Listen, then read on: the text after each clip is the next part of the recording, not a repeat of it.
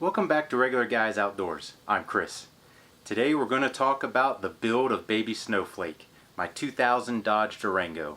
You've seen her over the course of almost 2 years now, and we're going to talk about some of the modifications I did to her, and I think just as importantly, why I did those modifications.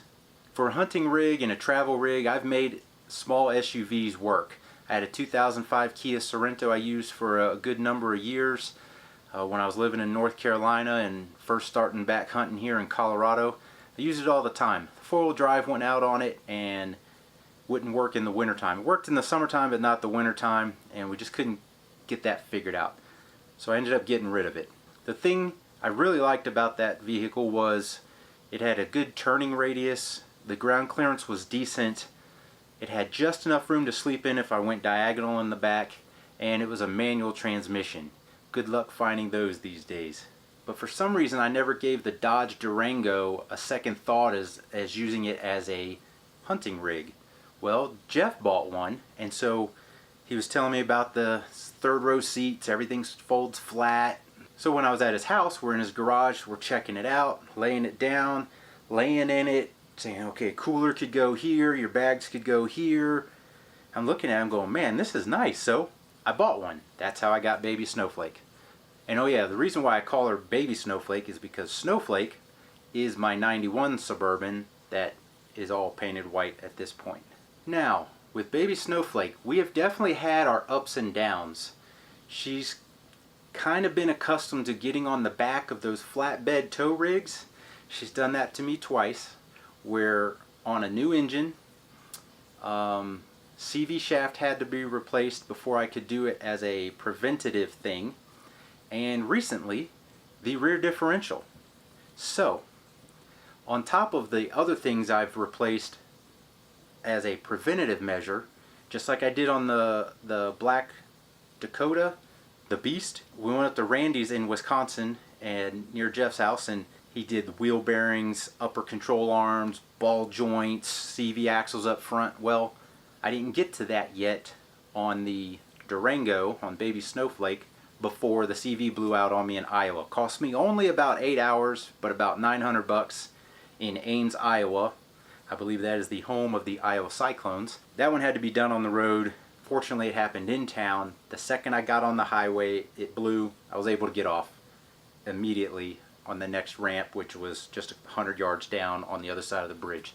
So fortunately, I was able to get off while still in town, and it didn't happen to me in that big stretch of not a whole lot going on in Iowa. So anything, let's get on to the modifications. The second thing I did, and we'll get to the first thing later, the second thing I did was the lift kit. The reason I'm going to lift baby Snowflake is not to make a rock crawler or a mud bogger or have this bad four-wheel machine.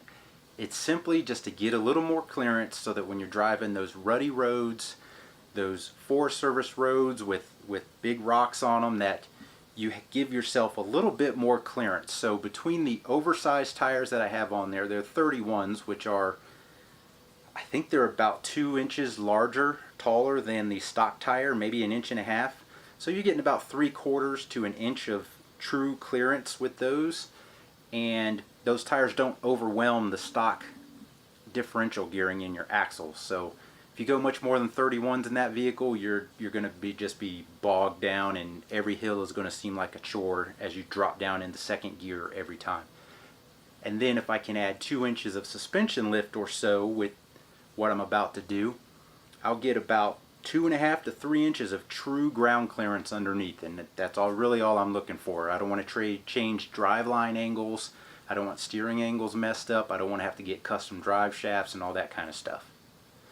I bought torsion keys for the front and had them installed at my local four-wheel drive parts place. The reason I went with the keys is, yes, you can crank the torsion key and get more lift in the front, but when you do that, your torsion bar is here. It's in the key in the back, and it's in your lower control arm in the front. And what gives it your front end, the suspension, instead of having leaf springs or coil springs or even struts, is that torsion bar. So the torsion on that bar is what gives it the bounce. So when you go crank the key and give that bar in the middle more twist, you create lift, because you're going to force that front end to come down. You're going to force that lower control arm down as it rotates. The problem with that is you can mess up your stock factory handling, which in some cases it actually will make it a little better, but a lot of times it doesn't. And you're creating more tension on that torsion bar, which could create issues. You could wear out that torsion bar. Heaven forbid you go cranking, then hit a hard bump and snap the torsion bar. Now you got real problems. So, bought the keys. It's going to index different, so that's why I did torsion keys up front. So let's check out the before and after of that. I parked right here so that I can repeat it. I'm right on the line. Back tires up on that block. And for reference, we're going to go off the front license plate. And you can see I've got about a 3/8 inch gap right there above the extreme blue. Alright, it's the next day. Parked in the same spot about as precisely as I could. And going to the license plate with the extreme blue. I am now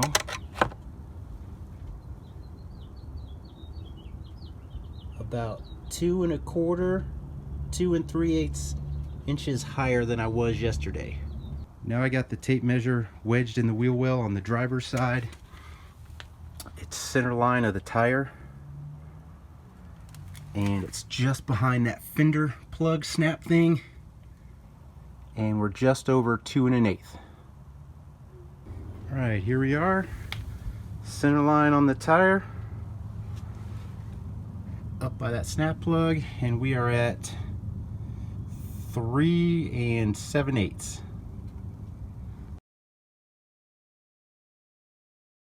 This is the driver's side front suspension on this Durango, and if you look at the CV axle where it mounts to the axle tube / differential, and then where it mounts to the hub bearing assembly, it's actually going up from here to here. So what I would prefer is that it's actually pointed down a little bit, and then this lower control arm is going to go down. I won't gain any clearance here at the tire because that's where it's mounted, but here, if this A-arm is actually pointed downwards, then that means this will be higher than this, and I'll have more ground clearance right here under this radiator support subframe area.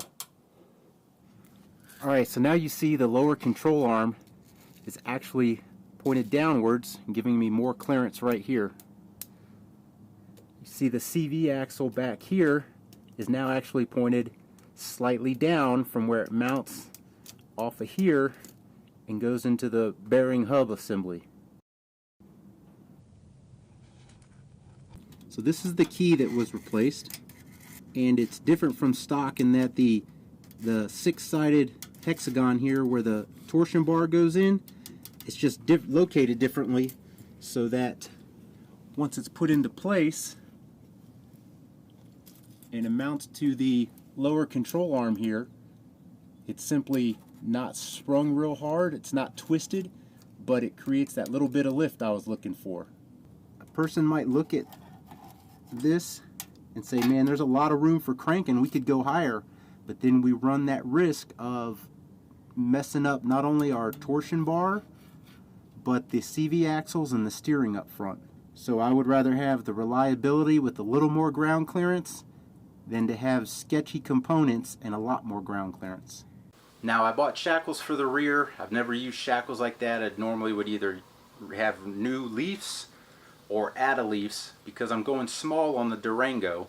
I don't want to go overboard. I want my drive lines and everything to stay in good angles. I went with Shackles just to try them out. Here's what came in the kit. 2 Shackles grease zerks that go in the Shackles, 8 washers, 4 bolts, 4 nuts. Looking good so far. So what these Shackles are going to do is we'll replace our stock Shackles here, and what that's going to do is push down on this leaf spring, bringing this down, thus creating lift. Now because the axle is mounted halfway down the spring, for every inch of extra shackle we put back here, it's going to give us ½ an inch of lift. So these are 2 1/4 inches longer from this hole to here than the stock shackle. So that's going to give me about 1 1/8 inches of lift. The wind is blowing out the audio here, but what I'm basically saying is I just spent 8 hours to do 4 bolts. The bolts were frozen into the leaf springs. I had to torch out the old bushings, chisel and hammer the bushing liner out of each one so that I could replace the bushings. I happened to have some on hand from a project on the 91 Suburban. Had some on hand, got them replaced, and finally got those shackles in. I'm going to clean up some of this mess and then let baby Snowflake down, and we'll redo those measurements.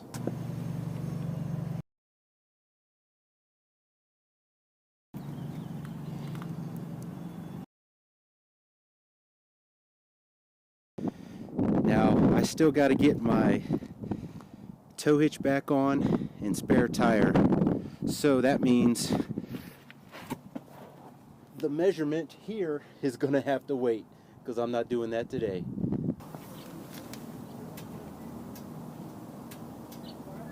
This diagram shows that even though the shackles stick down lower than the stock ones, my low point for departure angle is still my tow hitch. Alright, so here, window vents. I used to think they were goofy until I had a vehicle with them on, which was one of the Dakotas I got from Jeff. The first Dakota had these on. And what they're awesome for is you can crack all your windows that have these, even when it's raining or snowing, and get some airflow, which is very convenient for trying to keep some condensation out of your vehicle when you're sleeping in it at night. Also, if you're just trying to wait out a storm, you can have it cracked open. I definitely like those, and they are now a must on any vehicle I'm going to use as a camping or hunting rig. Next up are the headlights. This isn't really something of a modification, but just a replacement and restoration back to stock.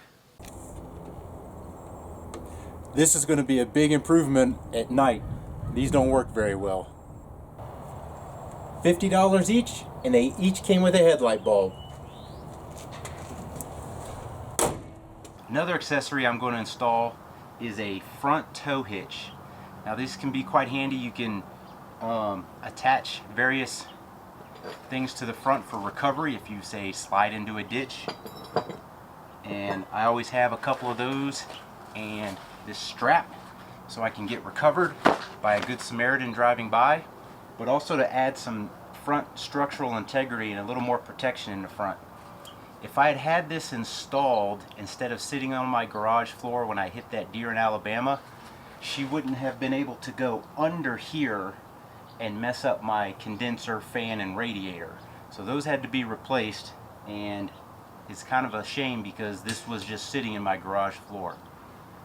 The way she hit, she kind of was low to the ground, and she just pushed this little air dam back and messed things up back there. So if I would have had this installed, she just would have dinged right off of this front tow hitch, and I would have been good to go.